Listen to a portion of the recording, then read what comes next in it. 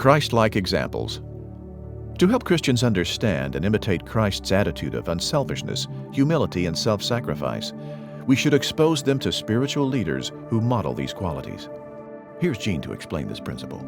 This goes back to the fact that we need spiritual leaders who model these qualities from the top down, as elders, as leaders, as deacons, those that Paul addressed. But he gets very specific here, and he says, and it's subtle, but it's very specific. Notice, now I hope in the Lord Jesus to send Timothy to you soon. Timothy is with Paul in prison there, not chained, but he's there, visiting, ministering to him. He said, I'm hoping to send him to you, that I also may be encouraged when I hear news about you. Now get this. I have no one else like-minded who will genuinely care about your interests. All seek their own interests, not those of Jesus Christ. What did Paul just say? What did he said in the opening part of chapter 2?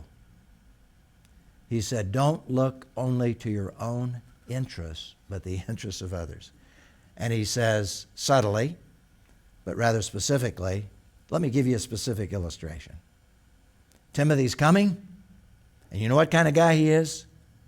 He's the kind of guy that all of us want to become, and you want to become like, and that is, don't look to your own interests, because Timothy doesn't look to his own interests. I can't think of another person here, Paul said, that's like him, that is like-minded, that really reflects my concern for you, because everybody else looks out for their own interests and not for the interests of others. So here he gives these people an incredible model, builds this bridge, obviously, and many of them had gotten to know Timothy because Timothy was there when the church was founded.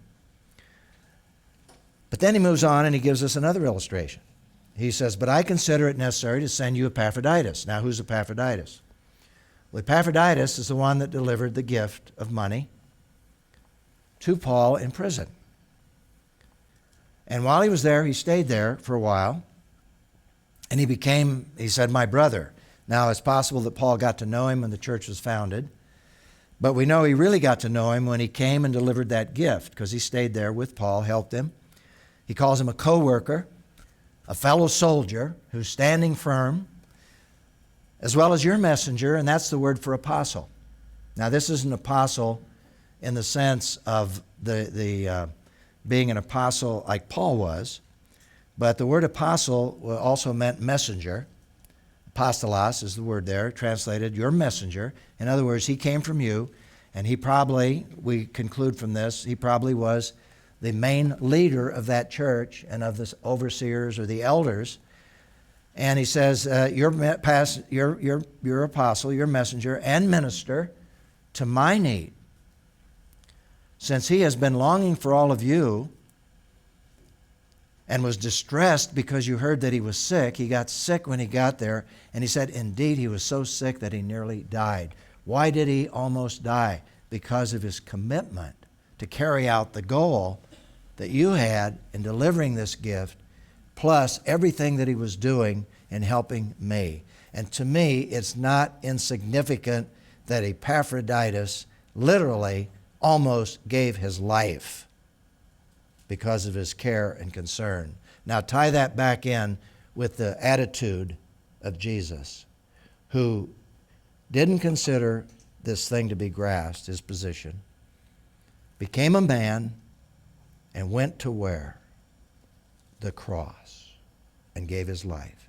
And here is an illustration of a guy that was literally willing to lay down his life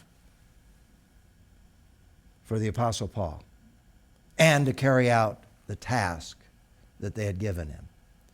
So what we're simply saying here is we all need Christ-like examples, and Paul, I think, by design, gives them that example in Timothy and Epaphroditus. In essence, he's saying, if you're having trouble getting a hold of what I'm talking about, let me tell you about two guys that illustrate it. It's Timothy, and it's your own pastor, Epaphroditus. And the question is, why are godly models like Timothy and Epaphroditus, as well as Paul, so effective in communicating biblical truth? Well, I think all of us could answer that by saying words can be very hollow without life verification. Words can be very hollow without life verification. To practice what we preach. Show me a sermon. Show me what it really means to live for Jesus Christ. And people need that. And Paul has certainly demonstrated that. And that's why he could say, be an imitator of me as I'm an imitator of Jesus Christ. I think this is so important in church leadership, but I think it's incredibly important in our homes, where we are modeling what we're teaching our children. We are what we are teaching. And that is a principle that flows throughout the Scriptures, Christ-like examples. To help Christians reflect Christ-like attitudes of unselfishness, humility, and self-sacrifice, we should expose them to spiritual leaders who model these qualities. And that's why the qualifications that are listed in 1 Timothy 3 and Titus chapter 1 for elders are so important. Because basically, people in the church need godly models of Christ-like behavior.